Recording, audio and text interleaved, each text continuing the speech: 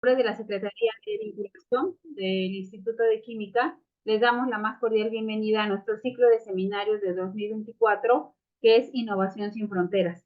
En este caso vamos a hablar un poquito sobre la transferencia de vacunas COVID, el caso CanSino Drogmex. Y nos está apoyando Alejandro Farías Zúñiga de Fundación INCIDE.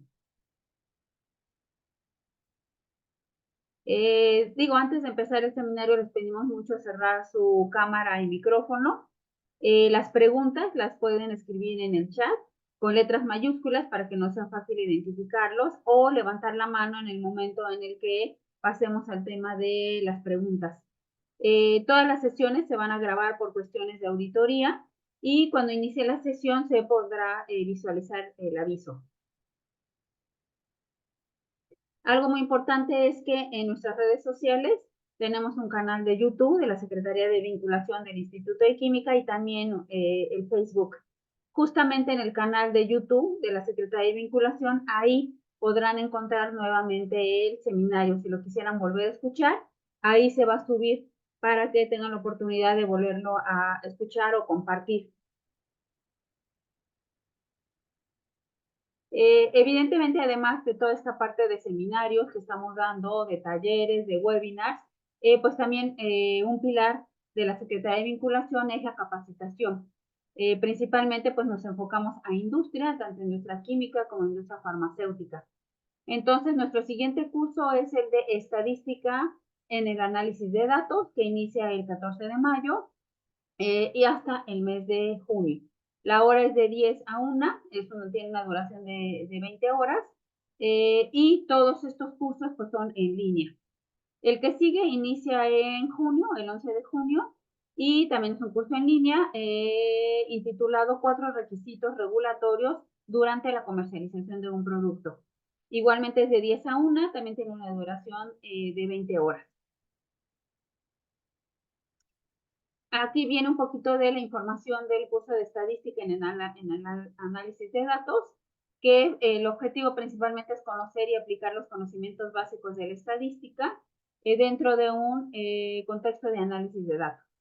Como comentaba, es un curso en línea, inicia a partir del 14 de mayo, 16, 21, 23, 28, 30 y el 4 de junio de 2024, en un horario de 10 a 1, tiene una duración de 20 horas, y para cualquier informe o registro, pues sería a través del correo de capacitación _iq @iquimica.unam.mx, o a los teléfonos 55 56 23 3308 o 09.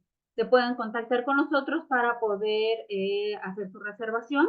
Normalmente los cursos, si bien son cursos en línea, son cursos que tienen un cupo limitado porque hay ejercicios y hay dinámicas, y entonces, bueno, sí tenemos un cupo limitado para poder dar la mejor atención.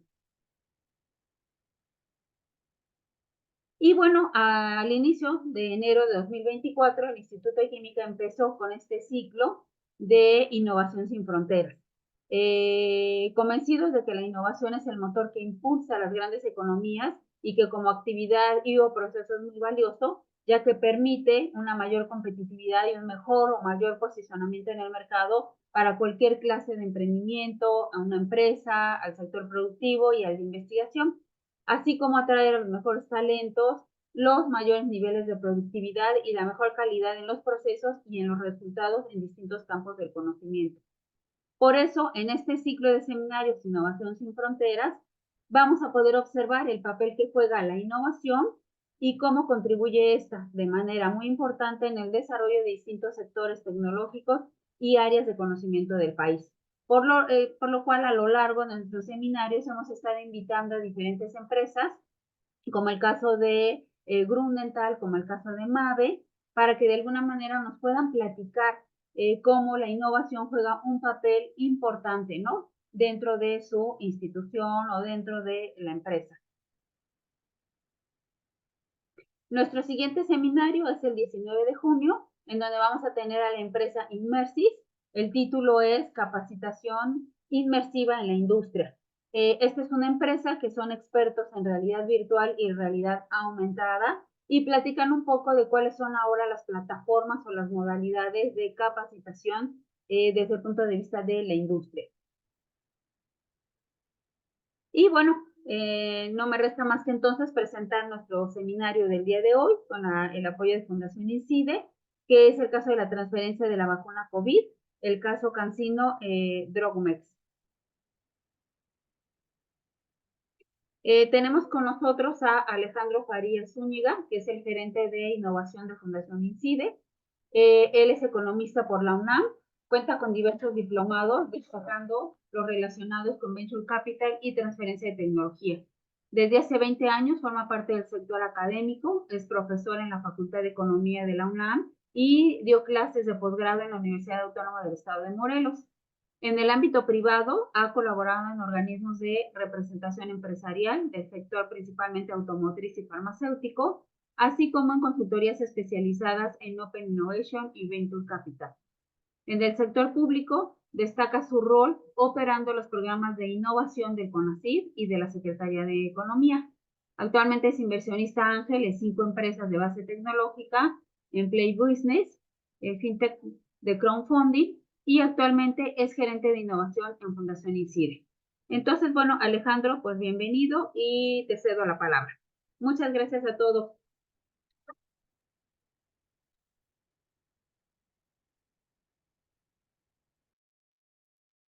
¿Qué tal, Marce? Buenos días.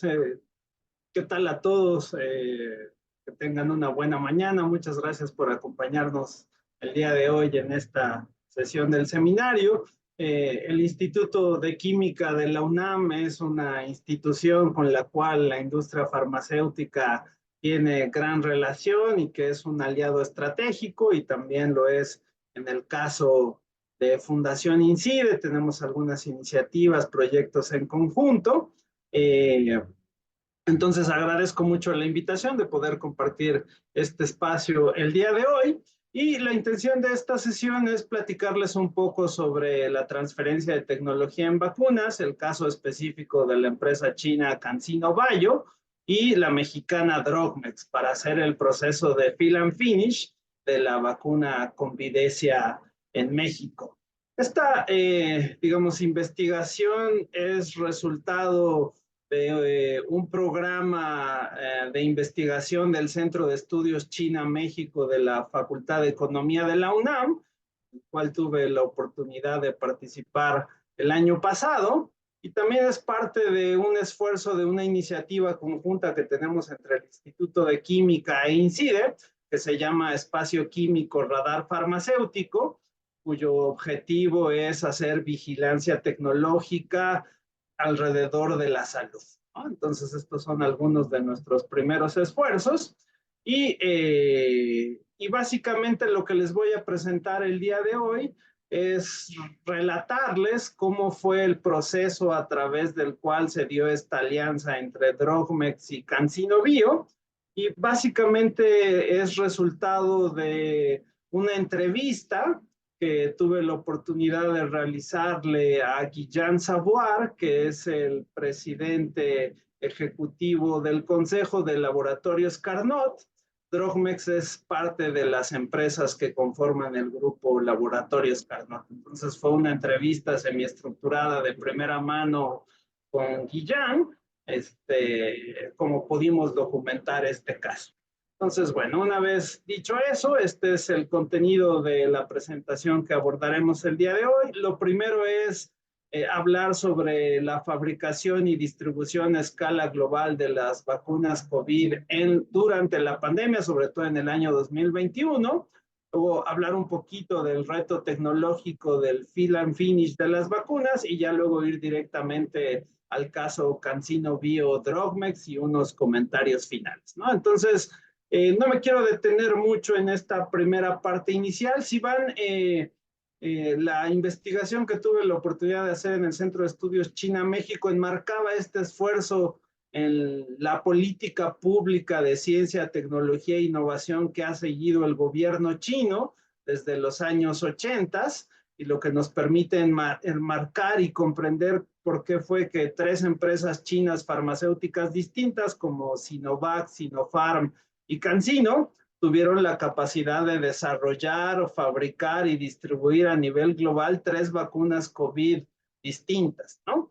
En particular en la investigación, bueno, nos centramos en el caso de CanSino porque fue la que tuvo una alianza con otra empresa mexicana, como es el caso de Drogas. Entonces, si me escriben un correo, les puedo compartir la publicación que se hizo en el Sechimex, y ahí hay una vigilancia tecnológica que estudia cómo evolucionaron las patentes y los ensayos clínicos, específicamente en el tema de desarrollo de vacunas en China, y ligándolo a las medidas de política pública que ha seguido el gobierno chino en los últimos años, marcadamente a partir del año 2006, cuando China publicó su plan de mediano y largo plazo de 15 años en temas de innovación, ¿no? Donde lo que buscaban era ya la generación de innovación endógena, ¿no? De desarrollar las capacidades para que China ya no solo adoptara tecnología e hiciera ingeniería inversa, sino que fuera teniendo la capacidad de hacer innovación con capacidades propias. Entonces, digamos, esa parte es interesante, aunque no es el objetivo de la presentación del día de hoy. Entonces, solo a manera de introducción, me gustaría platicar directamente sobre dimensionar esta parte de la fabricación y distribución a escala global de vacunas en la pandemia para tener una idea del reto que implicaba, ¿no? Entonces, pues datos sobre la evolución de la pandemia tenemos un montón, ¿no? En particular este sitio de la Universidad de Harvard, de Overboarding Data, tiene ahí estadísticas muy abundantes sobre cómo fue evolucionando la pandemia. Y acá simple y sencillamente destacar como para dar una dimensión de cuál era el reto que abordaba la industria farmacéutica a nivel global. En 2021 se aplicaron 8.074 millones de dosis en 174 países, ¿no? Entonces, no era solo el reto de desarrollar vacunas nuevas, ¿no? Con tecnologías que nunca antes habían salido al mercado, como las de RNA mensajero, y, digamos, desarrollarlas con la velocidad que se requerían, sino que además, una vez desarrolladas, había que producirlas en unas magnitudes estratosféricas, ¿no? De miles de millones de dosis, y además había que llevarlas prácticamente a todo el mundo, ¿no? Para que las campañas de vacunación pudieran aplicarse. Y además todo eso en un contexto de confinamiento, viajes restringidos, interrupción de las cadenas de suministros, puertos marítimos cerrados, problemas logísticos, altísima demanda de todos los equipos y medicamentos relacionados con el tratamiento de la pandemia, ¿no? Entonces, el reto que enfrentaba la industria para poder no solo desarrollar las vacunas, sino además producirlas en estas escalas de 8.074 millones de dosis en un año, era un reto, digamos, sin precedente, ¿no? Que ningún otro sector probablemente había enfrentado,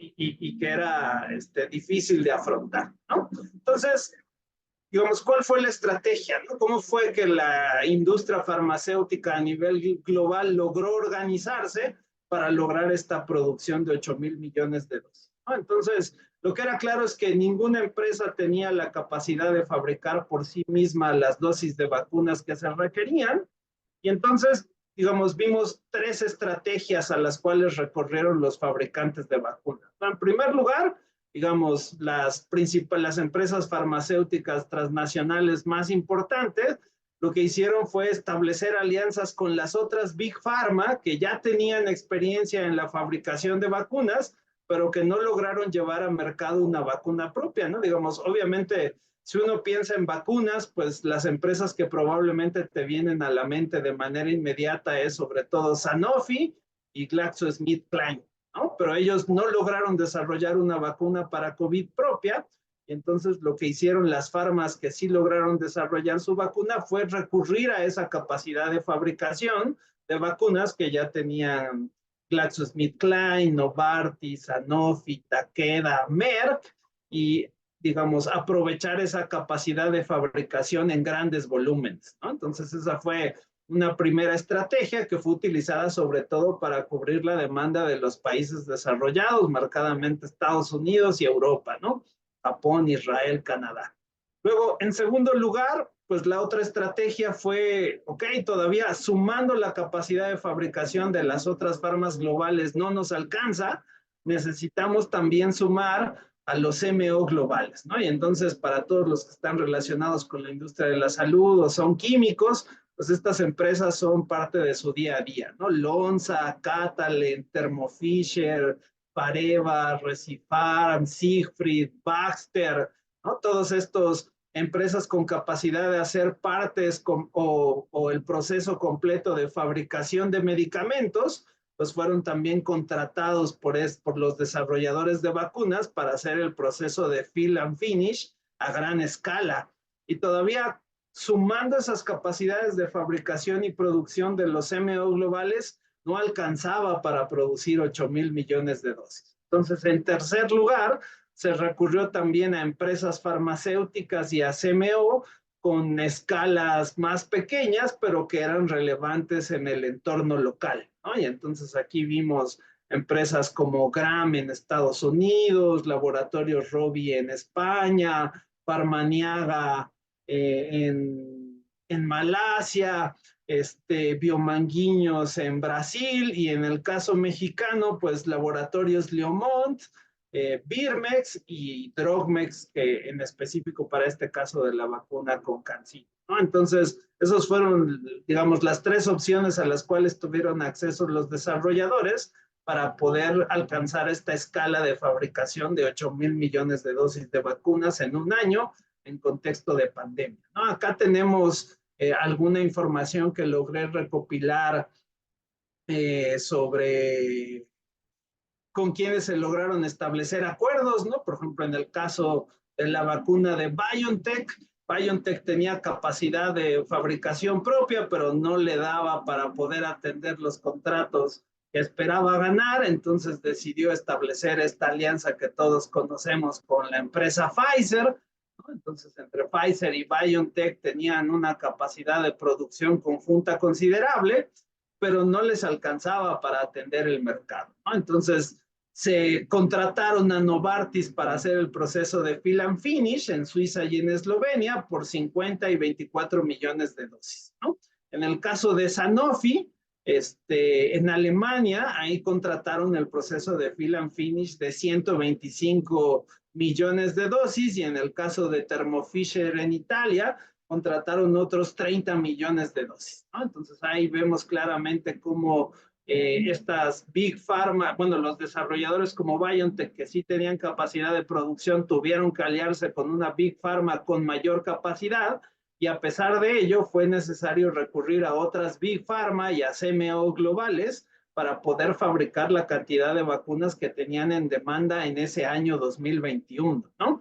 Otro caso interesante puede ser el de la Universidad de Oxford, ¿no? Como sabemos, la Universidad de Oxford pues no es una empresa farmacéutica, entonces ellos no tienen capacidad de fabricación, desarrollaron la vacuna, pero no podían fabricarla, entonces necesitaban sí o sí un aliado Big Pharma, y en este caso, pues el aliado que encontraron era una empresa que típicamente no tenía experiencia en vacunas, pero que, digamos, tiene todo el expertise de ser una empresa farmacéutica global, como en el caso de AstraZeneca, y en este caso, digamos, los ingleses hicieron equipo, ¿no? AstraZeneca y Universidad de Oxford salieron para hacer la producción de su vacuna, pero tuvieron que recurrir a otros, ya sea a otras empresas farmacéuticas o a CMO globales, ¿no? En el caso de México, pues destacó la alianza que tuvieron con Laboratorios Leomont, quien hizo el fill and finish de 100 millones de dosis de esta vacuna de AstraZeneca. En el caso de Biomanguinhos, en Brasil, ahí también hubo un acuerdo interesante, donde se contrataron 153 millones de dosis de vacunas, y sobre todo con el Serum Institute en India, pues se contrataron 300 millones de dosis, ¿no? En el caso de Moderna, por ejemplo, acá Moderna ya tenía cierta capacidad de fabricación, y a diferencia de BioNTech, por ejemplo, decidió no tener una alianza con una empresa Big Pharma, sino que en este caso de Moderna en particular, si lo recuerdan, el gobierno de Estados Unidos tuvo una política pública a la que le denominaron Operación Warp, donde básicamente a través de este esquema de precompra adelantada de vacunas, junto con dinero para desarrollar la capacidad de fabricación, lograron tener esta capacidad de fabricar vacunas, ¿no? Entonces, Moderna fue de las empresas que fue beneficiaria de esta operación WARP en Estados Unidos, recibiendo dinero para poder incrementar su capacidad de producción en Estados Unidos, ¿no? Y a pesar de eso, pues tuvieron que hacer alianza con todas esas empresas que mencionamos ahí, sobre todo en Estados Unidos, ¿no? Con Thermo Fisher, con Catalent, con Baxter o con otra Big Pharma global como puede ser Sanofi, ¿no? Entonces el caso de Moderna es interesante. Tenemos también los casos de Novavax, de Janssen, de Sinovac, ¿no? Que también tuvieron que establecer alianzas con otras farma globales o CMO globales o CMO locales para poder hacer la producción de su vacuna y cumplir con los contratos que estaban adquiriendo en 2021. Y en el caso de CanSino, que es el que nos ocupa, también tenía ya una capacidad de producción propia en China, y para la fabricación fuera de China tuvieron 3 alianzas, una en Malasia, una en México y una en Pakistán. En el caso de México, pues la empresa seleccionada fue Drogmex y ahí hubo un acuerdo para la realización del fill and finish de 35 millones de dosis de vacunas. En el caso del Instituto Gamaleya de Rusia, ¿no? Para la vacuna Sputnik, pues ahí también la estrategia fue muy clara, era desarrollar capacidad de fabricación en Rusia, pero sobre todo descansar en la India, ¿no? A través del Serum Institute o otras empresas farmacéuticas chinas, pues ahí tenían encargada la fabricación de 850 millones de dosis, ¿no? En el caso de México, el acuerdo fue con Birmex, ¿no? Entonces ahí, solo como para poner en contexto esta necesidad o este reto que tenía la industria de fabricar 8,000 millones de dosis en un año y cómo estas 3 estrategias permitieron cumplir con esa necesidad de fabricación de vacunas COVID en 2021 en esa escala que estaba siendo planteada, ¿no? Entonces eso a manera de introducción y de contexto, ¿no?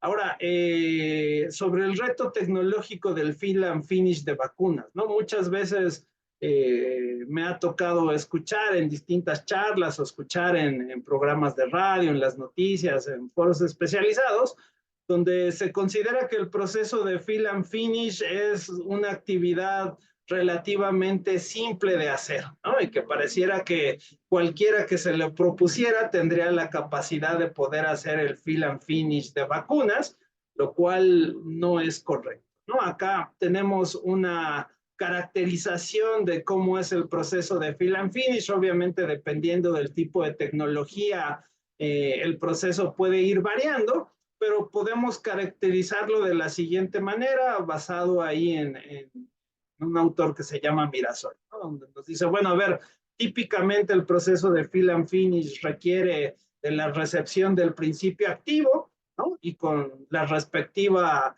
análisis de calidad y el desarrollo de métodos analíticos para poder comprobar que el principio activo cumple con la calidad requerida para hacer el proceso de fill and finish.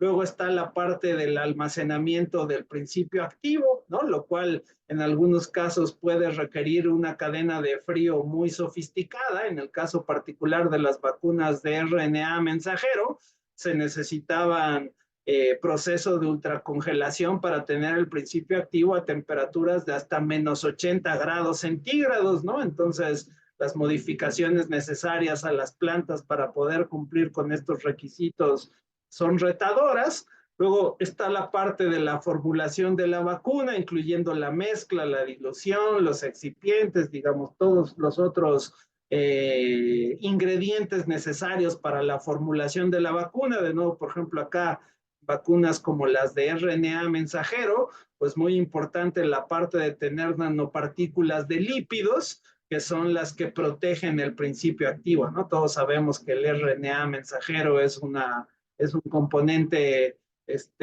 digamos, sensible o delicado, ¿no? Que necesita de esta protección extra con nanopartículas de lípidos.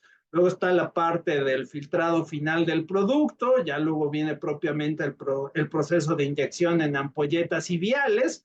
Acá Típicamente la fabricación de todas las vacunas requirió la implementación de sistemas como el de Single Use System, ¿no? Para poder acelerar la fabricación del proceso. Luego está toda la parte del test de calidad de la vacuna, ¿no? Que de nuevo aquí sobre todo lo relacionado con los métodos analíticos para poder caracterizar, cuantificar y analizar tanto el principio activo como la vacuna final eran retadores, ¿no? Digamos, en el caso particular de las vacunas de vector viral y de RNA mensajero, eran métodos analíticos que no estaban desarrollados, ¿no? Había que desarrollarlos. Entonces, ahí también había un reto tecnológico importante. Y luego, pues ya la parte del etiquetado y el empaquetado que garantice la trazabilidad, de manera que si alguien al momento de la campaña de vacunación lo tenía algún efecto adverso, pues la etiqueta de la vacuna podía permitir esa trazabilidad, ¿no? Y decir, esta vacuna salió de esta planta y se fabricó tal día y venía de este lote, ¿no? Y entonces se puede hacer todo el seguimiento hacia atrás de si pudo haber habido un error en la fabricación de la vacuna e identificar qué personas pudieron haber recibido vacunas de un lote que no estaba en buen estado, por ejemplo, ¿no? Entonces, todo eso tiene que ser garantizado, implica la aplicación de sistemas de calidad muy estrictos, ¿no? Entonces, el proceso en general es retador. Obviamente, digamos, el proceso de fill and finish está determinado por el tipo de vacuna y cada una nos lleva a definir tipos de equipos distintos, materiales, procesos, tiempos, temperaturas, presiones atmosféricas, digamos, el tipo de tecnología determina en mucho las características de la planta para poder hacer el proceso de fill and finish. Teníamos estas tecnologías estándar con las cuales la humanidad ha venido trabajando por mucho tiempo, ¿no? Las vacunas clásicas de virus atenuado, de virus inactivado, de subunidades proteicas, de toxoides, esas son tecnologías, digamos, conocidas y probablemente, digamos, transferidas o adquirido el conocimiento para muchos fabricantes de vacunas. Y luego estas dos tecnologías innovadoras que eran las vacunas de vector viral y las de RNA mensajero, ¿no? En ese sentido, pues ya lo fui mencionando un poquito, ¿no? Pero para resaltar estos retos tecnológicos, en el caso de las vacunas de RNA mensajero, pues el proceso de ultracongelación es un reto importante, ¿no? Digamos, el manejo de la cadena de frío durante todo el proceso de fill and finish de la vacuna requiere mantener temperaturas de menos 80 grados centígrados, entonces es un proceso de ultracongelación no fácil de implementar y además esta necesidad de la inclusión de las nanopartículas de lípidos que les mencionaba para proteger el principio activo, ¿no? Pocas empresas son proveedores a nivel global de estas nanopartículas de lípido y obviamente las que ya lo tenían, pues tenían altísima demanda de su producto por parte de los fabricantes de vacunas de RNA mensajero, ¿no? Entonces, ahí hay un reto importante.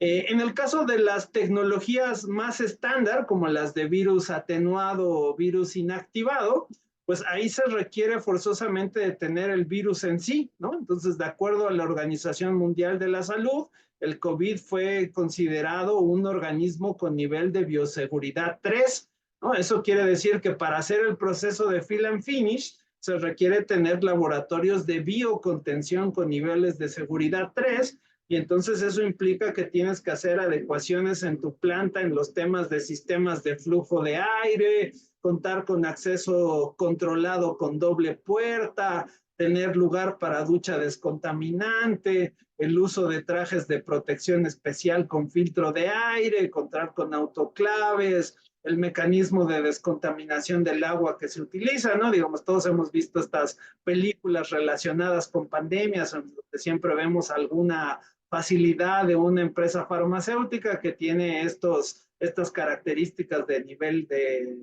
laboratorios de biocontención con nivel de seguridad 3, que es el más alto, ¿no? Entonces, aunque la tecnología es relativamente estándar, los procesos de inversión y de adecuación de planta para hacer el fill and finish de este tipo de vacunas también representa un reto tecnológico importante, ¿no? Y finalmente, en el caso de las vacunas de vector viral, pues también estaba este mismo reto del manejo de la cadena de frío durante todo el proceso de fill and finish, pero bueno, en este caso las temperaturas eran de entre 2 y 8 grados centígrados, que son obviamente más fáciles de manejar que las de las vacunas de RNA mensajero, que requieren menos 80 grados centígrados, ¿no? Entonces ahí tenemos retos importantes del proceso de fill and finish.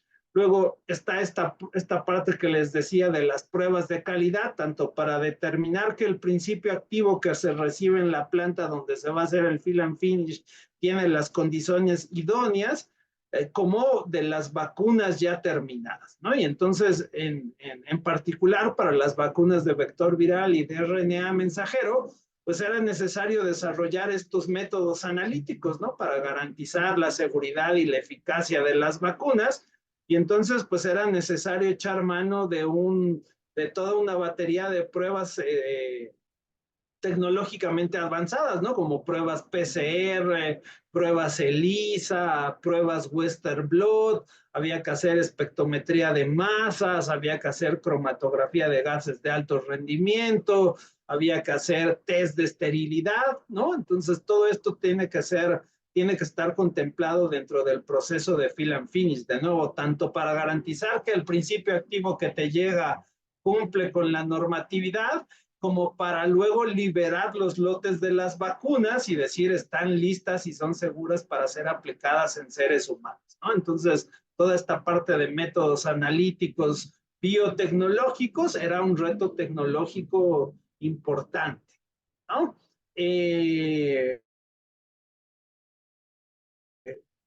Luego, para garantizar la eficacia de las vacunas, pues era también necesario hacer las pruebas para medir la respuesta inmune de la misma, ¿no? Y entonces aquí había que hacer pruebas ELISA, había que hacer inmunoensayos, hacer electroforesis capilar para detección de anticuerpos, entre otros métodos analíticos, ¿no? Entonces, digamos, nos habla del tipo de capacidades que debe tener una empresa si quiere hacer el fill and finish de una vacuna, ¿no?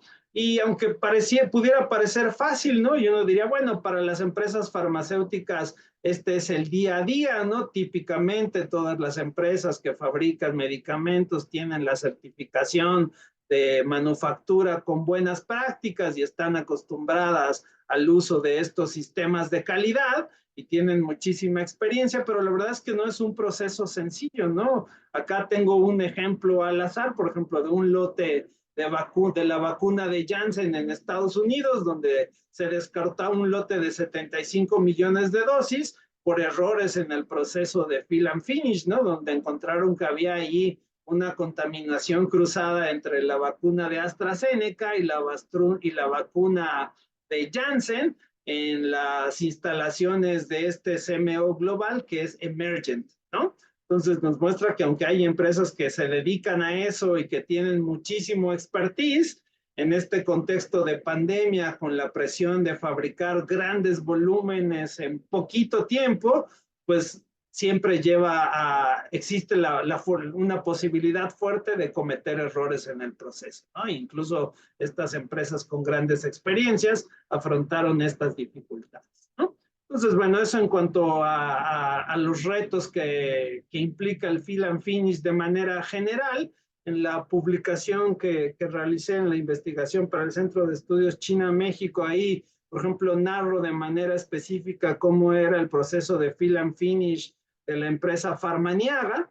Y ahí, si van al canal de YouTube de la empresa Farmaniaga, ahí tienen un videíto explicativo paso a paso de cómo era el proceso de fill and finish de Farmaniaga en Malasia, ¿no? Entonces ahí, si les interesa tener mayor detalle de ese procedimiento, ese video es muy ilustrativo.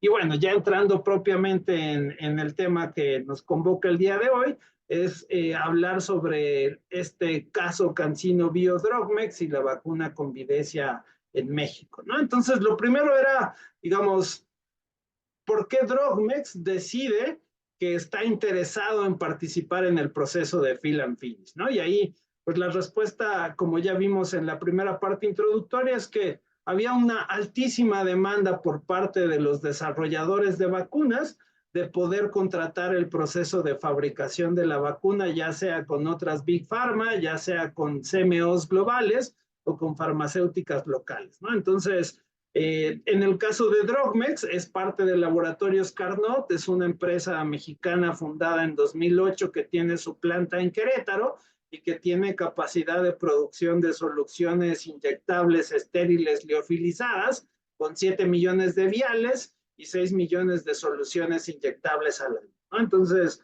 obviamente, pues contando con la certificación de buenas prácticas de fabricación de medicamentos de COFEPRIS para productos estériles, estériles liofilizados y hormonales inyectables, ¿no? Entonces, digamos, Drogmex ya tenía la capacidad de hacer proceso de fill and finish en condiciones de esterilidad, ya tenía implementación de métodos analíticos de productos biotecnológicos, tenía una planta aprobada por COFEPRIS, aunque no para vacunas, y tenía un sistema de calidad riguroso implementado, ¿no? Entonces, no tenían experiencia previa en vacunas, pero confiaban en que podían desarrollarla en un tiempo corto y que podían sumarse con su capacidad de fabricación a este esfuerzo global de fabricación de 8,000 millones de dosis de vacunas. Entonces, digamos, la demanda estaba ahí y para una empresa como Drogmex, que ya se dedicaba a hacer el fill and finish, pues típicamente era una oportunidad de negocio interesante, además de la responsabilidad de decir si podemos contribuir a combatir la pandemia, pues tenemos la obligación y el deseo de hacerlo, ¿no? Entonces, esa es, digamos, podríamos hablar de la parte de la motivación. Y si dices, bueno, ok, vale, vamos a tratar de involucrarnos en este proceso global de fabricación de vacunas, lo siguiente es decir, bueno, de las vacunas que están disponibles, pues en cuál podríamos nosotros encajar, ¿no? ¿Cuál podría tener un fit más interesante para nuestra planta? Y de nuevo, pues decían, bueno, en el caso de las vacunas de RNA mensajero, o sea, pues requieren procesos de ultracongelación, donde Drogmex no tenía experiencia previa, y además, pues uno de los componentes claves eran las nanopartículas de lípidos, con las cuales tampoco tenían experiencia y donde consideraban que iba a ser difícil contar con un proveedor para la planta si es que decidían ir por una vacuna de RNA mensajero, ¿no? Entonces, digamos, eso descartaba las vacunas de RNA mensajero. Luego, respecto a las vacunas de virus atenuado o virus inactivado, pues ahí iban a necesitar tener instalaciones con nivel de biocontención 3, entonces eso implicaba una mayor inversión en adecuar la infraestructura de la planta y consideraba que les iba a llevar mucho mayor tiempo de implementación. Entonces decían, ok, las tecnologías de virus atenuado, virus inactivado tampoco serían factibles de realizar, y entonces pues reduciendo las posibilidades con las cuales contabas, decían, bueno, pues pareciera que las vacunas de vector viral podrían ser la tecnología que requería menos desarrollo de capacidades y menos adecuaciones de la planta de Drogmex, por lo cual, digamos, aunque existían retos como el manejo de la red de frío con estas temperaturas de entre 2 y 8 grados, consideraban que eso era más factible de alcanzar que las vacunas de RNA mensajero o las de virus atenuado y virus inactivado por los temas de bioseguridad, ¿no? Entonces, eso iba decantando la decisión de Drogmex. Entonces, una vez que dijeron, ok, nuestra planta está mejor preparada para hacer fill and finish de vacunas de vector viral, pues entonces el siguiente paso es, bueno, ¿y cuál de las vacunas de vector viral que ya están aprobadas podríamos nosotros buscar el proceso de fill and finish, ¿no? Entonces, ¿quiénes hicieron vector viral? Hicieron Janssen, hicieron la de la Universidad de Oxford en alianza con AstraZeneca, el Instituto Gamaleya con su vacuna Sputnik y la vacuna de CanSino Bio. Eran las 4 vacunas disponibles que estaban buscando capacidad de fabricación a nivel global y que tenían esta tecnología de vector viral donde Drogmex consideraba que podía adaptarse con mayor facilidad para la realización del proceso de fill and finish. Entonces, como vimos en la primera parte, pues Janssen y AstraZeneca su estrategia de mercado fue aliarse con otras Big Pharma globales. Entonces, era complicado tener un acuerdo con ellos. Además, Leomont ya había iniciado el proceso de acercamiento con la vacuna de AstraZeneca. Entonces, eso dejaba solo la de Janssen y Sputnik. La de Janssen estaba más concentrada en producir en Estados Unidos y Europa para esos mercados. Y entonces, pues la vacuna que se volvía un candidato interesante, pues era obviamente la de CanSino Bio, ¿no? Por, digamos, esta política del gobierno chino de buscar atender la demanda no atendida por las Big Pharma transnacionales, de llevar vacuna a los países de Asia, Medio Oriente, África y América Latina, que estaban siendo dejados como segunda opción por las Big Pharma transnacionales, quienes estaban enfocadas en producir vacunas para el primer mundo, ¿no? Entonces ahí iba decantando la decisión y, digamos, dicen, ok, queremos participar y tenemos buena parte de las capacidades desarrolladas, consideramos que vacuna de vector viral es el mejor fit para nuestra planta y dentro de los fabricantes de vacunas de vector viral, la de CanSino Bio puede ser la que tenga mayor capacidad de lograr un acuerdo, ¿no? Entonces, otra parte importante es que Drogmex hizo un análisis del portafolio de propiedad intelectual de CanSino Bio. Actualmente CanSino tiene 25 patentes otorgadas sobre vacunas, 22 de ellas son vacunas, están relacionadas con vacunas como tal, y 3 más están relacionadas con dispositivos de aplicación de sus vacunas, ¿no? Entonces, pues aunque digamos, hasta ese momento CanSino solo había logrado llevar al mercado su vacuna de ébola, pues ya desde 2011 tenía patentes otorgadas en China para neumonía. Luego, en el caso de Estados Unidos, en 2014 fue donde obtuvieron su primera patente para una vacuna contra el virus del papiloma humano y habían venido trabajando en influenza, en neumonía, en tuberculosis, en neumococo, digamos, ya había una experiencia previa, ¿no? De hecho, si observamos la patente número 8, que esta fue presentada vía PCT, era la vacuna relacionada con el ébola, para la cual obtuvieron protección en el año 2016. Y esta vacuna iba a ser muy importante porque en esta vacuna del ébola que desarrollaron en 2016 y que recibió aprobación regulatoria en China en 2017, en esa vacuna de ébola, ahí es donde ya se desarrollaba el adenovirus humano tipo 5, que fue el que utilizaron en la vacuna COVID, ¿no? Entonces, no es que CanSino desarrollara desde cero una vacuna contra COVID, sino que venía patentando y desarrollando vacunas desde 2011 y ya tenía un caso de éxito, ¿no? En el caso de la vacuna de ébola, que ya había logrado aprobación regulatoria. De hecho, China fue solo Estados Unidos, Rusia y luego China son los países que han desarrollado vacunas contra ébola. Entonces, digamos, ya CanSino tenía este caso de éxito de una vacuna desarrollada y aprobada para distribución al público en general en el caso de China, y esa misma vacuna contenía el adenovirus humano que se utilizaba para la vacuna de COVID que estaban desarrollando en 2020, ¿no? Entonces, con el análisis de este esquema de propiedad intelectual, CanSino reforzó su intuición de que CanSino podía ser un aliado interesante para hacer el proceso de fill and finish, ¿no? Si vemos las fechas, además, muy interesante, ¿no? Digamos, la declaratoria de emergencia mundial de la pandemia de la OMS fue muy a inicios de 2020, si no mal recuerdo, los primeros días de febrero, y para el 26 de febrero de 2020, CanSino ya había sometido la patente en el caso de China para COVID y luego en marzo ya la estaba registrando en Europa, ¿no? Y luego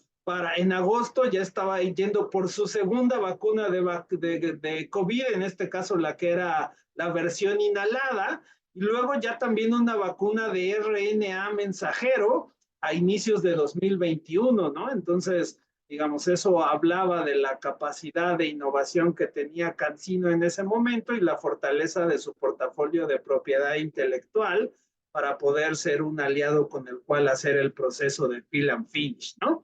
Entonces, con eso en mente, Drogmex dijo, bueno, vamos a proponerle a CanSino hacer una alianza para poder hacer el proceso de fill and finish. Entonces, lo que hizo CanSino fue mandar su site master file con todas sus capacidades y procedimientos del sitio, sabiendo que cumplían con los estándares globales del esquema de cooperación internacional de inspección farmacéutica, ¿no? Entonces, le dijeron a CanSino, mira, estas son nuestras capacidades, esto es nuestro site master, estas son nuestras certificaciones, y además te hacemos una propuesta general de costos, de capacidades de producción y un cronograma de trabajo de la posible implementación, todo con una visión general sin tener aún detalles específicos de la vacuna, ¿no? Entonces, digamos, Drogmex decide hacer esta propuesta consciente de sus capacidades, después de haber hecho el análisis de propiedad intelectual de CanSino, una vez que determinó que la tecnología de vector viral era la que se adecuaba mejor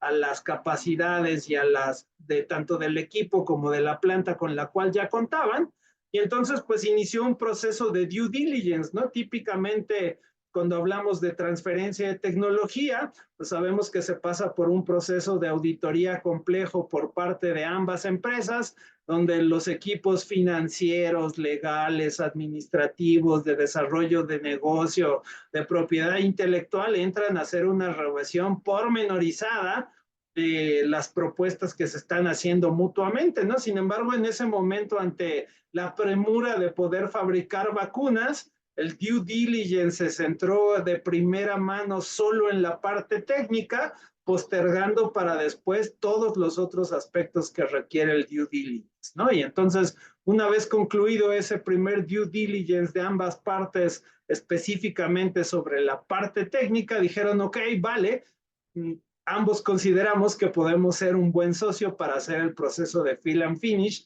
de las vacunas de CanSino por parte de Drogmex en México por 35 millones de dosis, ¿no? Entonces, ahí fue un tema interesante. Y una vez que eso estuvo definido, entonces Drogmex tenía claridad de decir, bueno, vale, pues nuestra planta no está parada, ¿no? O sea, nuestra planta está operando y tenemos contratos corriendo con otros clientes farmacéuticos a los cuales les estamos haciendo el proceso de fill and finish de distintos productos. Entonces, si queremos producir vacunas COVID, necesitamos parar la planta, dedicarla exclusivamente a la fabricación de las vacunas y reconvertirla, ¿no? Entonces, pues obviamente eso pasaba por renegociar los contratos vigentes, ¿no? Drogmex tenía que ir con sus clientes vigentes y decirles, oye, yo sé que tengo un contrato de fill and finish para tal producto por tantos volúmenes, por tanto tiempo, pero voy a necesitar dedicar la planta a la fabricación de la vacuna COVID y entonces no me va a ser posible cumplir con lo que habíamos pactado, ¿no? Entonces ahí había un reto legal muy importante de ir y negociar con esos clientes de, oye, pues no me demandes, ¿no? Yo sé que estás en todo tu derecho de demandarme si así lo quieres hacer, porque yo estaría incumpliendo el contrato que tenemos firmado, pero es una situación extraordinaria derivada de la posibilidad de sumar esfuerzos y capacidades para combatir esta pandemia que estamos experimentando como humanidad, ¿no? Y entonces, afortunadamente, Drogmex logró renovación de sus contratos sin penalizaciones y así poder dedicar de manera exclusiva su planta de Querétaro a fabricar la vacuna COVID, ¿no? Entonces, una vez que eso se logró, pues entonces era necesario definir el tipo de adecuaciones, inversiones y retos que debían enfrentarse para reconvertir la planta, ¿no? De acuerdo a la literatura especializada, nos dicen eso, típicamente reconvertir una planta para hacerla de un nuevo propósito toma generalmente entre 9 y 12 meses, ¿no? Sin considerar el contexto de pandemia. Entonces, digamos, un proceso de transferencia tecnológica típicamente puede llevar hasta un año, ¿no? En este caso, pues no se contaba con un año para poder hacer el proceso de transferencia, porque si no, entonces las vacunas hubieran llegado ya muy tarde, ¿no? Y hubieran sido de poca utilidad. Entonces, eso era interesante. pero además estaba toda la parte del proceso regulatorio, ¿no? Digamos, para que la vacuna de CanSino pudiera llegar a nuestros brazos. Yo en mi caso, por ejemplo, yo soy profesor de la UNAM y entonces a mí me tocó recibir vacuna de CanSino, ¿no? Entonces, yo y todos los maestros del país que recibimos la vacuna de CanSino, para que eso sucediera, se necesitaban tres cosas desde el punto de vista regulatorio, ¿no? Número uno, pues se necesitaba que la vacuna recibiera aprobación de uso de emergencia, para lo cual había que concluir los ensayos clínicos fase 1, 2 y 3 para poder lograr esa aprobación. Pero una vez que la vacuna tenía la aprobación de uso de emergencia, eso no bastaba para que la vacuna llegara a nuestros brazos, ¿no? Todavía era necesario que el lugar donde se fuera a hacer la fabricación o el fill and finish de la vacuna también tuviera la certificación de buenas prácticas de fabricación de estériles biotecnológicos por parte de COFEPRIS, ¿no? Entonces, Drogmex tenía que lograr esa aprobación del ente regulatorio para su planta de fabricación y luego no bastaba con eso, ¿no? Luego había que producir las vacunas y luego esos lotes de vacunas tenían que ser liberados, ¿no? Y entonces ahí se necesitaba la aprobación de la CAYAC, que también depende de COFEPRIS, pero que está especializada en esta parte de la liberación de lotes, ¿no? Entonces se necesitaban tres aprobaciones distintas para que la vacuna pudiera llegar a nuestros brazos, ¿no? Entonces, recuerden, la emergencia sanitaria comienza a inicios de 2020, CanSino está registrando patente en China a finales de febrero de 2020 y con eso inicia ensayos clínicos fase 1 en China, luego fase 2 en China, y luego en el caso mexicano, los ensayos clínicos fase 3 inician el 6 de noviembre de 2020, ¿no? Esos se realizaron, como todos sabemos, en el Instituto Nacional de Nutrición Salvador Subirán, y ahí, por ejemplo, Drogmex jugó un papel muy importante asesorando a CanSino en el proceso regulatorio del sometimiento de aprobación de los ensayos clínicos fase 3 ante COFEPRIS, y ahí tuvieron la colaboración de un CRO establecido en México que se llama EPIC, con el cual Carnot ha venido trabajando a lo largo del tiempo, ¿no? Entonces, con eso se iniciaba digamos, los esfuerzos para lograr la primera aprobación requerida para la vacuna, que era la aprobación de uso de emergencia, ¿no? Luego, en el caso de la certificación GMP de fabricación de estériles biotecnológicos, esa la logró CanSino Drogmex el 18 de febrero de 2021, y con eso pudieron comenzar a fabricar el primer lote de vacunas. Y luego, una vez concluido el primer lote, pues era necesario que la Comisión de Control Analítico y Ampliación de Cobertura, la CAYAC, liberara esos lotes, ¿no? Lo cual ocurrió el 5 de marzo de 2021, lo cual inició el proceso y 17 días después, pues tenían esa liberación de lotes, ¿no? De manera que el 22 de marzo de 2021 se liberó prácticamente el primer millón de dosis, que fueron las que recibimos los maestros en el caso de la campaña de vacunación en México, los maestros y el equipo de salud, ¿no? Que atendía directamente la pandemia. Entonces, digamos, estaba estos tres procesos regulatorios que era necesario atender, y acá vale la pena comentar que el papel de COFEPRIS y de la CAYAC fue un papel muy proactivo, ¿no? Digamos, obviamente no hubo ninguna flexibilización en el cumplimiento de las normas que garantizan la seguridad y la eficacia de la vacuna. Eso tenía que cumplirse al 100%, sí o sí, sin ninguna flexibilidad, pero la parte del proceso regulatorio fue muy similar al proceso de pre-IND que existe en la FDA, ¿no? Donde básicamente hay un proceso de acompañamiento, ¿no? Digamos, donde el ente regulatorio no te dice, prepárate y cuando estés listo avísame para que vaya y te haga una inspección en la planta y yo ahí veo si algo te falló o no, sino que tú me vas diciendo cuáles son las adecuaciones que están haciendo y yo de manera anticipada te voy diciendo, oye, ojo con esto, cuidado con aquello, no dejes de tener en cuenta esta otra variable, ¿no? De manera que tú, que digamos, vas acompañando en el proceso del cumplimiento de la normativa a la empresa que está solicitando la certificación, en este caso, Drogmex, ¿no? Eso es muy común en Estados Unidos. En el caso mexicano, desafortunadamente, no tenemos un proceso estandarizado de acompañamiento para la parte de certificaciones y de aprobaciones de medicamentos o de dispositivos médicos, ¿no? Pero en este caso en particular para la pandemia, COFEPRIS sí implementó una variante de este proceso de pre-IND que tiene la FDA en Estados Unidos para las empresas que estaban en ese proceso involucradas en el proceso de fabricación o de fill and finish de vacunas COVID en México, ¿no? Entonces ahí eso es un aspecto muy interesante del proceso.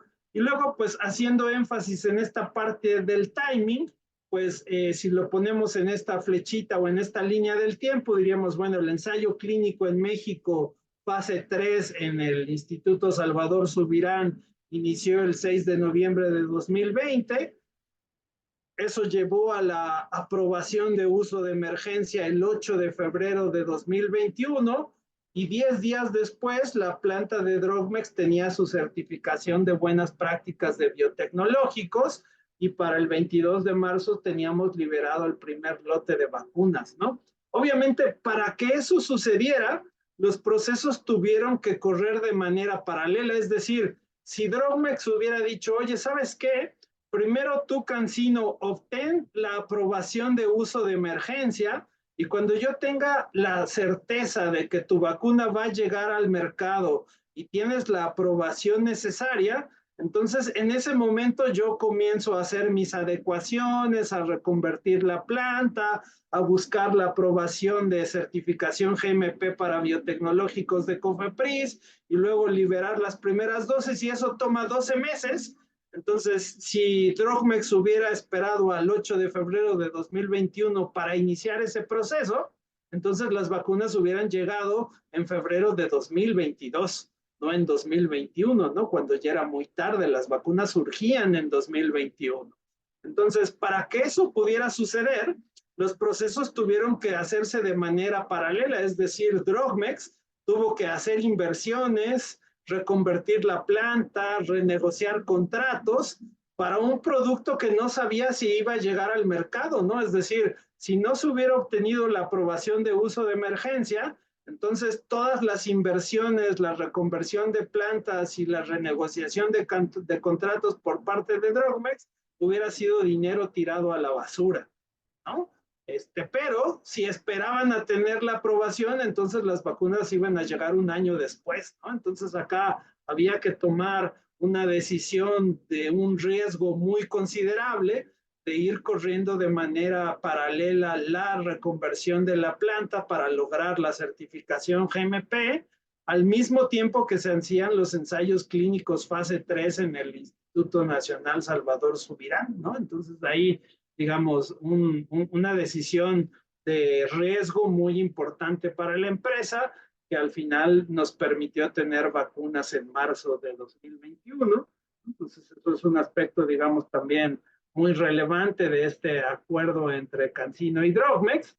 Y algunos otros aspectos muy interesantes a resaltar en este proceso es que Carnot buscó la asesoría de dos instituciones líderes en investigación biotecnológica en México, como son el Instituto de Biotecnología de la UNAM y la Unidad de Desarrollo e Investigación en Bioterapéuticos del Instituto Politécnico Nacional, ¿no? Ahí el doctor Tonatiu Ramírez en el caso del IEBT, Laura Palomares y en el caso de la UDIVI Mayra, ¿no? Y Juan Carlos jugaron un papel muy activo. Si les preguntan a ellos directamente, no les van a poder contar mucho porque obviamente tienen firmadas cartas de confidencialidad, no pueden hablar mucho del proceso, pero lo que vale la pena resaltar es que estas dos instituciones académicas de gran prestigio, de la UNAM y del Instituto Politécnico Nacional, jugaron un papel muy importante en el proceso de transferencia de tecnología, ayudando en la parte del desarrollo de los métodos analíticos para caracterizar y cuantificar principios activos y seguridad y eficacia de las vacunas que se desarrollaron, ¿no? Entonces ahí, digamos, sin lugar a dudas, esta capacidad de la comunidad científica que tenemos en México está al nivel de las mejores instituciones a nivel global, ¿no? Entonces, un papel muy importante de la UNAM y del Politécnico. Luego, respecto a los temas de adecuación de planta y adquisición de equipos críticos, ahí también había un tema importante, ¿no? Drogmex tuvo que cambiar todo el layout de su planta para poder cumplir con la norma de buenas prácticas de fabricación de medicamentos biotecnológicos, y ahí es donde hubo un papel de acompañamiento muy importante de COFEPRIS. Hubo que hacer inversiones muy importantes para poder garantizar la red de frío durante el proceso de fill and finish, ¿no? Estas temperaturas de entre 2 y 8 grados centígrados, y había que adquirir equipo para fabricación, ¿no? En primer lugar, bueno, no en primer lugar, pero uno de los equipos que era más crítico porque no se encontraba en el mercado eran los paletanques, ¿no? Es decir, Carnot, Drogmex buscaron con proveedores a nivel global quien pudiera surtirles los paletanques para la adecuación de la planta de Drogmex en Querétaro, y la respuesta que encontraban era sí, con mucho gusto, pero tengo mi capacidad de producción a full, todos los fabricantes de vacunas me están pidiendo paletanques, entonces pues págamelos ahora y voy a hacer un esfuerzo para tratar de tenértelos en 9 meses, 12 meses, 15 meses, ¿no? Y entonces acá un simple componente podía echar abajo todo el esfuerzo conjunto que habían realizado CanSino y Drogmex, ¿no? Y eso ponía en peligro toda la realización del proyecto. Aquí, afortunadamente, otra empresa farmacéutica mexicana llegó a un acuerdo con Drogmex y le cedió de manera temporal sus paletanques para que pudieran arrancar fabricación. Y lo que Drogmex hizo fue decir, mira, yo ya hice la orden de compra, ya pagué estos paletanques, me los van a entregar dentro de estos meses, y pues cuando lleguen los nuevos, pues van a ser para ti, ¿no? Y mientras, pues ocupo los que tú me estás prestando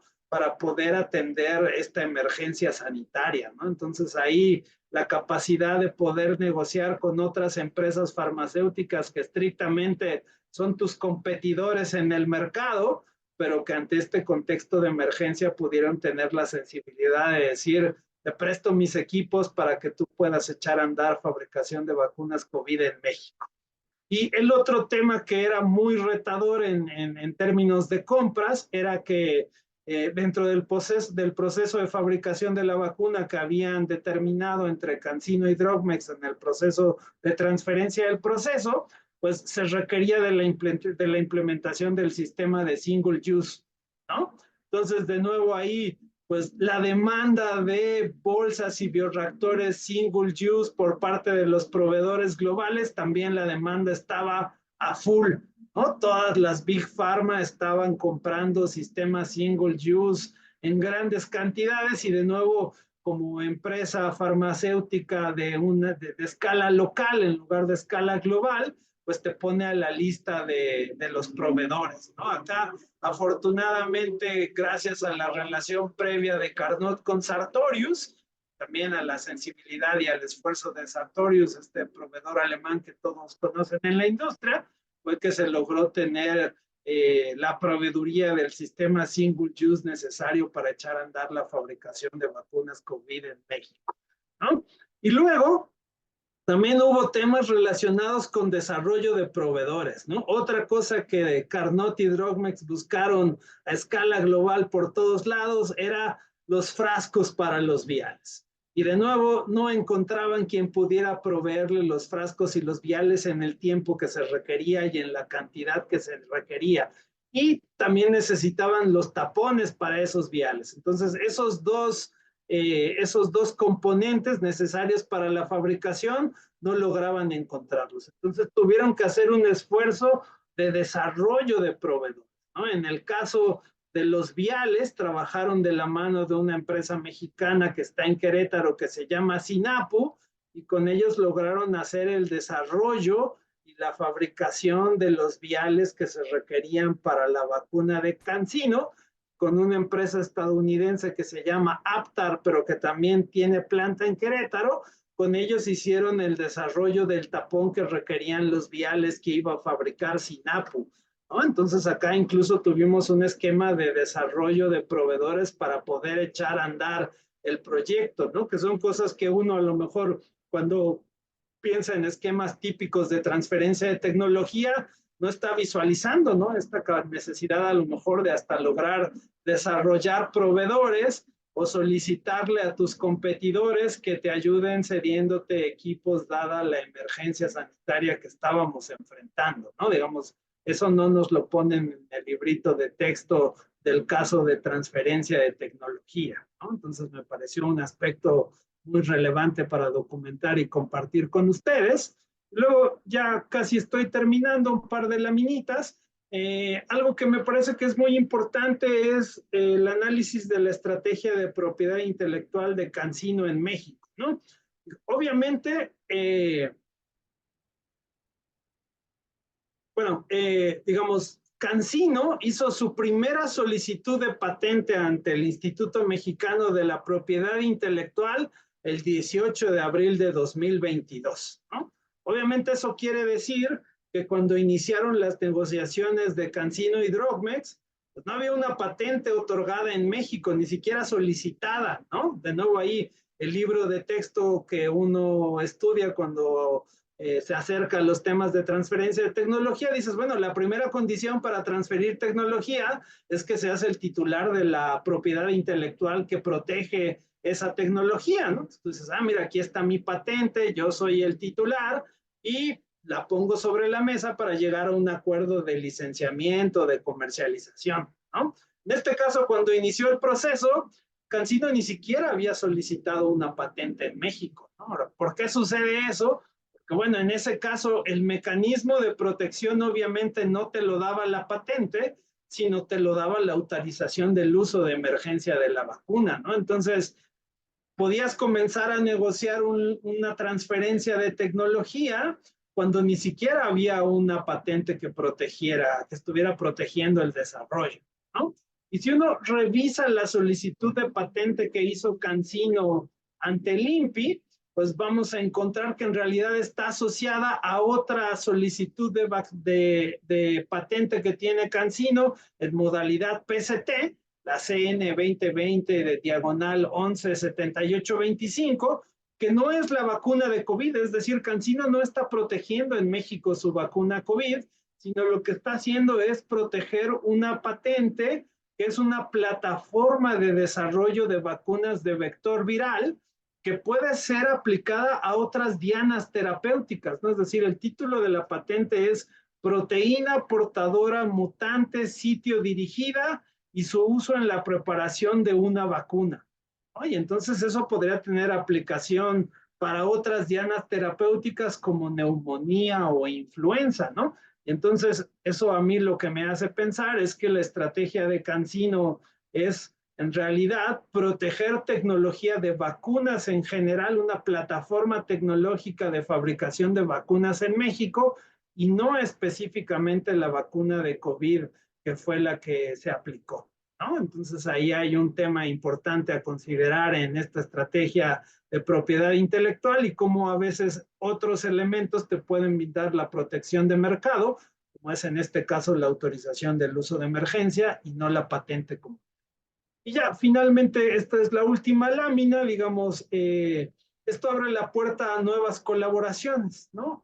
Actualmente, Carnot está dirigiendo el proceso de sometimiento de la vacuna de CanSino para aprobación regular en el caso de México, para que pueda estar disponible en el mercado privado para quien año con año quiera volver a ponerse la vacuna y tener un refuerzo, sobre todo poblaciones que tienen otros riesgos asociados, puedan tener este grado de protección, ¿no? Entonces, allá hay una colaboración en puerta.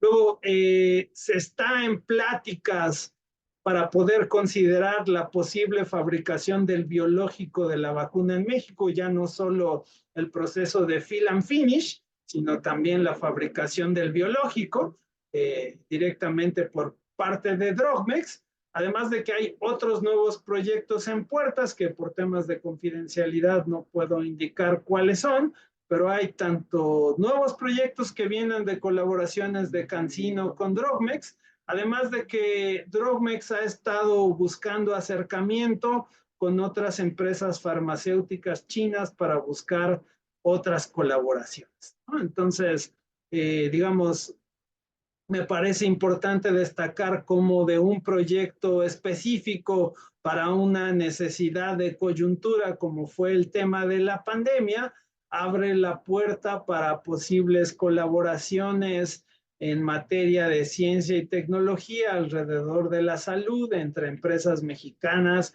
y empresas chinas, ¿no? Entonces, con eso concluyo el material que había preparado para compartir con ustedes el día de hoy y a continuación podemos tener un espacio de diálogo con mucho gusto. Si alguien tiene comentarios, preguntas, gusta dar su opinión respecto al tema y les agradezco mucho su tiempo. Pues muchas gracias, Alejandro, te agradecemos mucho, digo, muy interesante, ¿no? De todo lo que hubo detrás, ¿no? Que uno uno no lo sabe, ¿no? Solamente fuimos y nos aplicamos la vacuna, ¿no? Y no, o sea, no todos los retos que hubo detrás. Sí tengo un par de preguntas, entonces la primera es, ¿en qué año se comenzó con todo el proceso? Iniciando desde que CanSino aceptó a Drogmax para el fill and finish. Si no mal recuerdo, una vez que se publicaron en Lancet los resultados del ensayo clínico fase 2 de la vacuna de CanSino en China, ahí inició formalmente el proceso de colaboración para poder fabricar la vacuna, porque ya en el ensayo clínico fase 2 ya se establecía la dosis y entonces eso ya permitía tener mayor claridad sobre cómo iba a ser el proceso de fill and finish y cuáles iban a ser los requerimientos, y eso ya te permite hacer un planteamiento de los costos y de los tiempos de elaboración una vez teniendo la dosis determinada, ¿no? Yo por ahí en algunas entrevistas o he leído en algunos casos que, por ejemplo, en el caso de Pfizer o de Moderna, ellos incluso comenzaron a hacer reconversiones de planta antes de tener los ensayos fase 2 concluidos y entonces decían, pues no sabemos cuál va a ser la dosis final, ¿no? Y entonces, pero necesitamos comenzar a reconvertir la planta ya, si no, no vamos a poder salir en tiempo. Y creo que, si no mal recuerdo, creo que fue en el caso de Moderna, apostaron porque iba a ser una dosis y al final cuando concluyeron los ensayos clínicos fase 2, resultó que era la otra dosis que ellos no habían contemplado y eso los hizo volver a comenzar el proceso de readecuación de plantas. Muchas gracias, Alejandro. Hay otra pregunta. ¿Qué pasó con la planta de Drogmex después de que pasó la emergencia sanitaria? ¿La reconvirtieron? No, los planes que tienden es lograr la aprobación regular de la vacuna y entonces la planta en este momento está parada, ¿no? No están fabricando ya vacunas COVID porque no tienen la aprobación regular y las compras públicas de vacunas por parte del gobierno mexicano ya no están ocurriendo. Entonces están a la espera de que se haga la aprobación regular para poder retomar fabricación en la planta de drogas. Ok, muchas gracias. Hay otra, dice, ¿existe en México alguna institución que brinde especialización académica en transferencia de tecnología? Creo que ahí tú tienes mucho más experiencia, Marce, en tu calidad de presidenta de la red de oficinas de transferencia de tecnología sobre esas capacidades.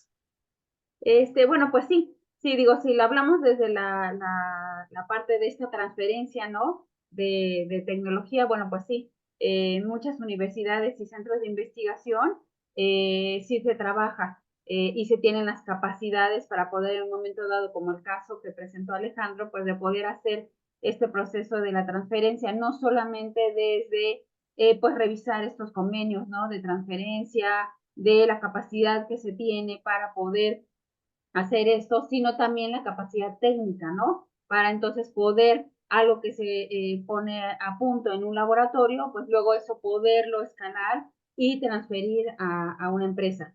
Y en cuanto a todo lo demás que viene del proceso, que implica convenios, ¿no? De transferencia, convenios de cesión, toda esa parte, pues sí, efectivamente, como dice Alejandro, la red de oficinas de transferencia de tecnología México, pues tiene esos especialistas, ¿no? Que en un momento dado pueden brindar asesoría para este proceso de transferencia de estas tecnologías.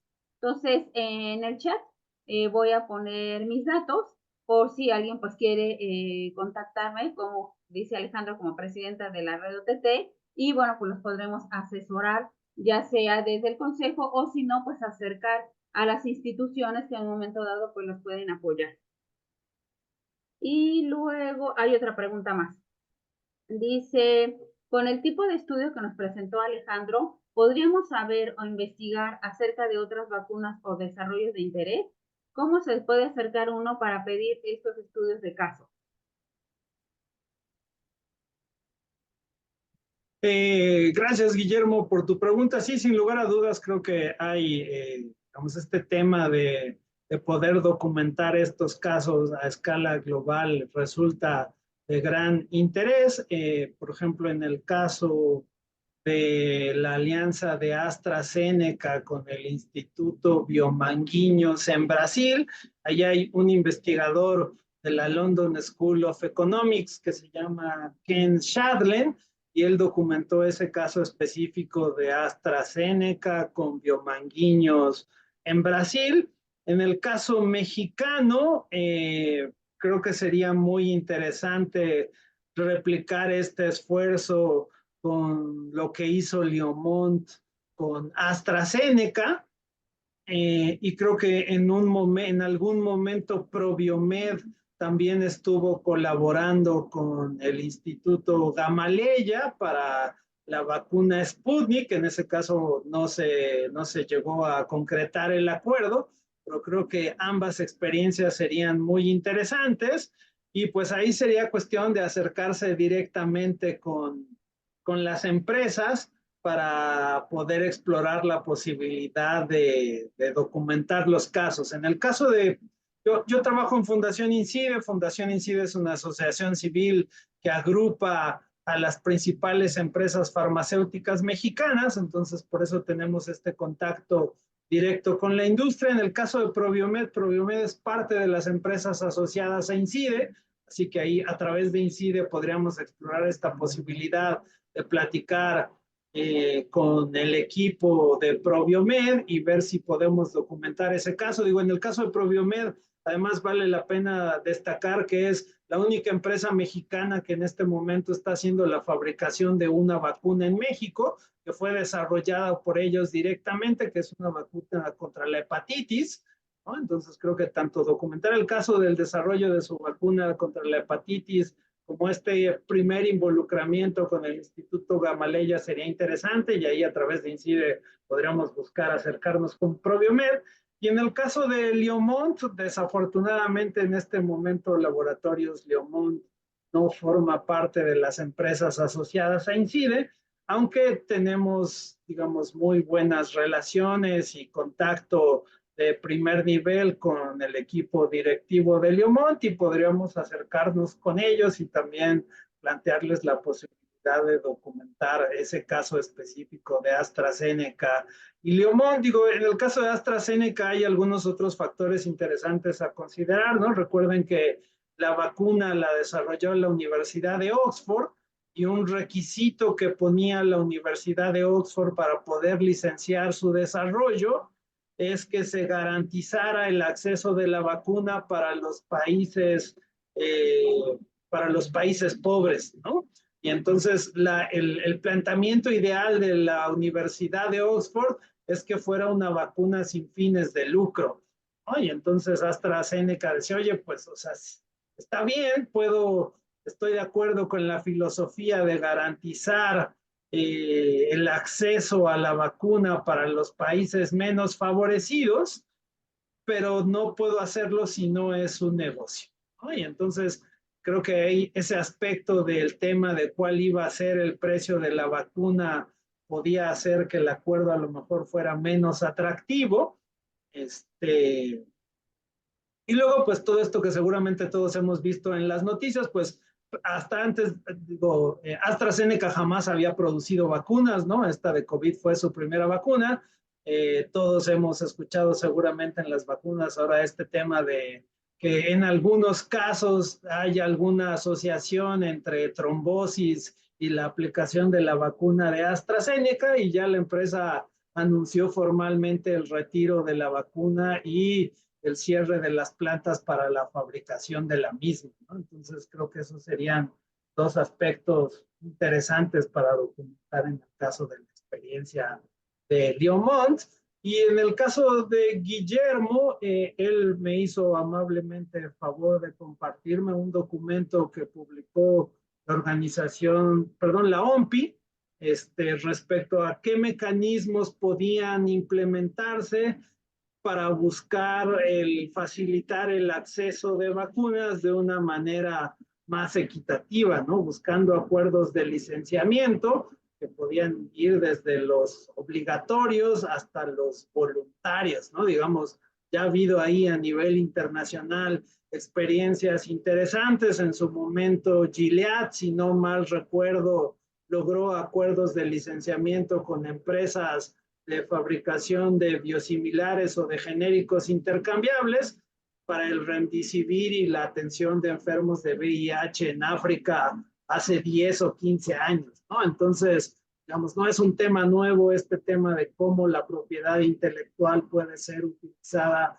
como una política pública que garantice el acceso a las vacunas para las personas de menores recursos, ¿no? Entonces ahí nos puede, digamos, tuvimos el ejemplo de lo que hizo Naciones Unidas a través de COVAX, pero bueno, hay todo un debate ahí acerca de cuál pudo haber sido la mejor manera de lograr estos acuerdos de licenciamiento o de transferencia de tecnología, ¿no? Y destacar que, digamos, en el caso mexicano, pues de las empresas que se involucraron, pues nadie trabajó con la tecnología de RNA mensajero, ¿no?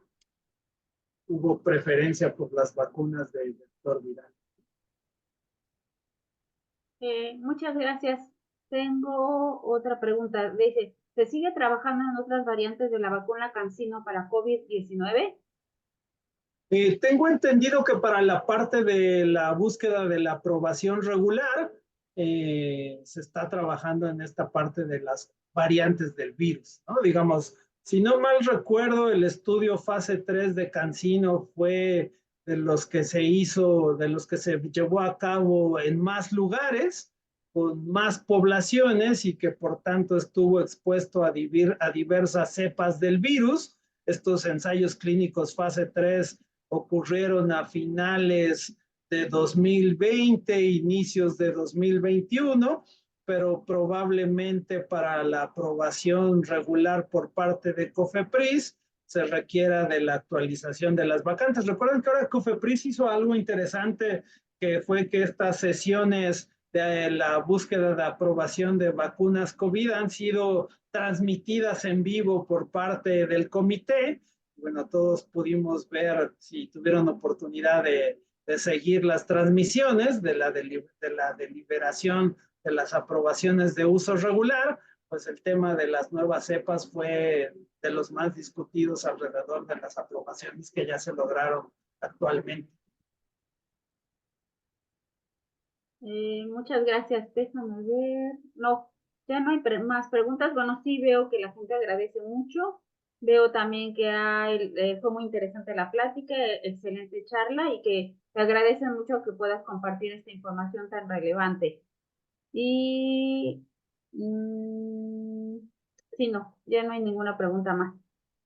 Entonces, bueno, Alejandro, pues no me resta más que agradecerte muchísimo. Creo muy valioso el hecho de que hayas podido pues compartir toda esta información de lo que hubo detrás, ¿no? A ver, mira, Ay, muy interesante un comentario que dice que con todo lo que explicaste, me da mucho más confianza que me hayan puesto la vacuna. Muy bien.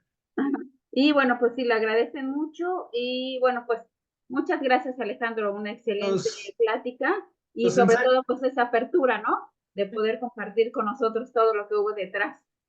si tienen curiosidad, digo, los ensayos clínicos fase 1, fase 2, fase 3, todos están publicados en la revista Lancet junto con los de todas las otras vacunas. Y ahí puede uno tener acceso pormenorizado a cómo fue el diseño del experimento, cuáles fueron los parámetros, las poblaciones, los resultados.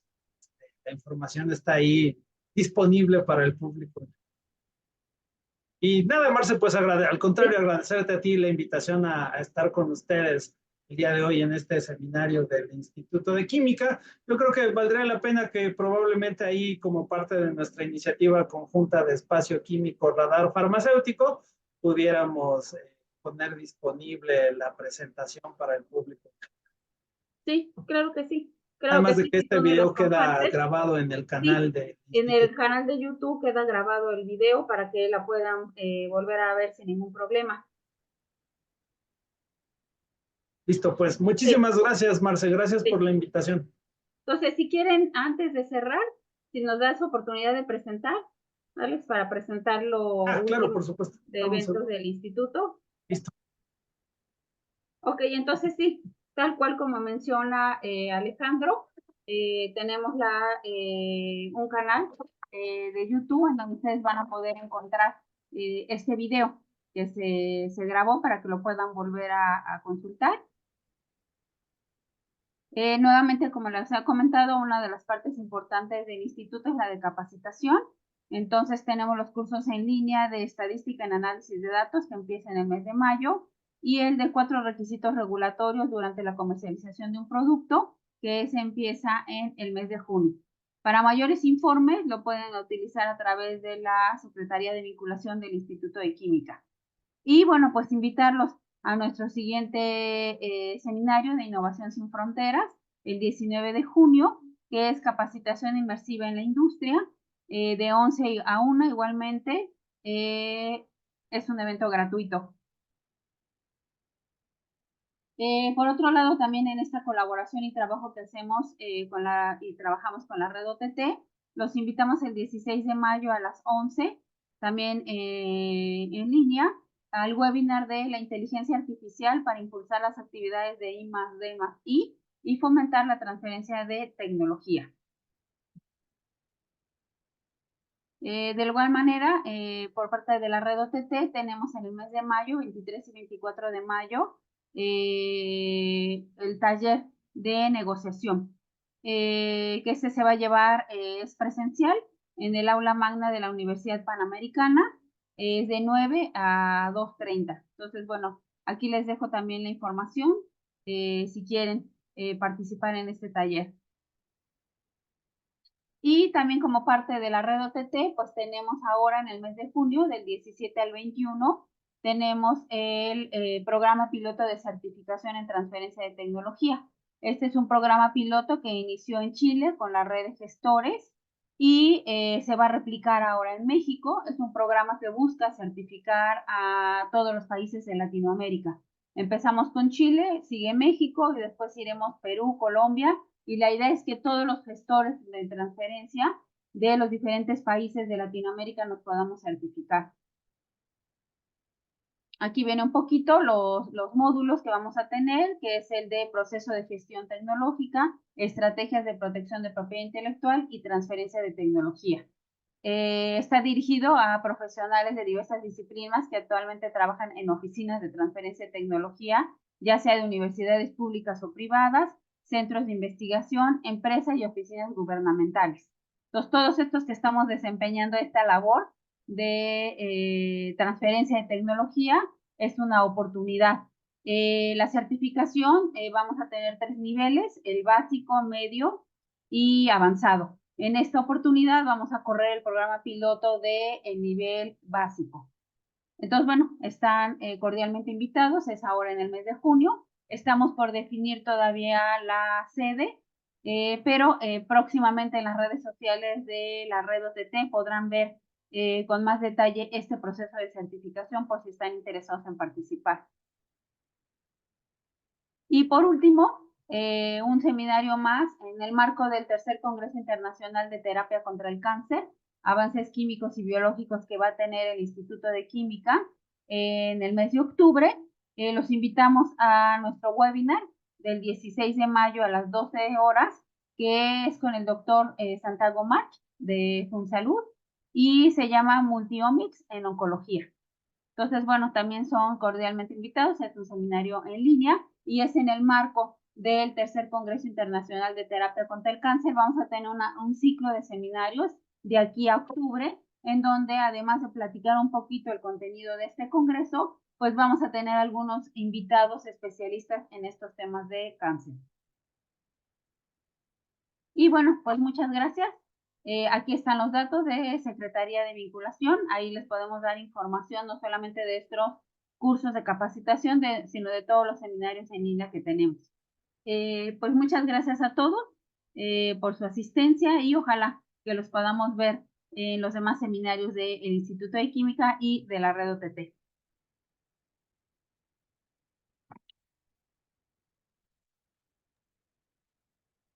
Gracias a todos. Buenos días. Hasta luego.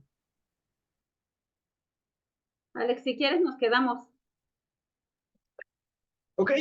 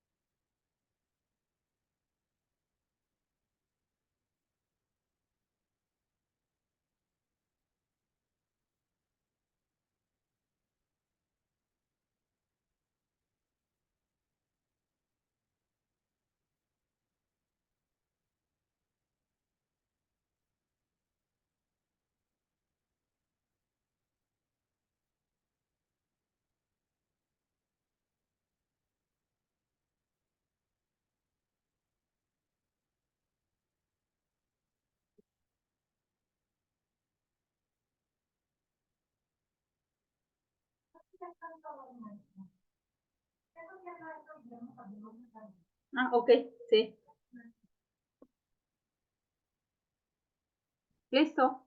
Alex, ya estamos solos. Gracias, Marce. ¿Cómo viste? Ah, no, muy bien. Está padrísima, ¿eh? Pareció Digo, y interesante. sobre todo súper interesante, porque como dicen, ¿no? Nunca sabemos detrás de, ¿no? Sí, todo De lo todo que el hay. trabajo que hubo, ¿no? Sí, fue una experiencia interesante, sí, Sí. documentar el caso.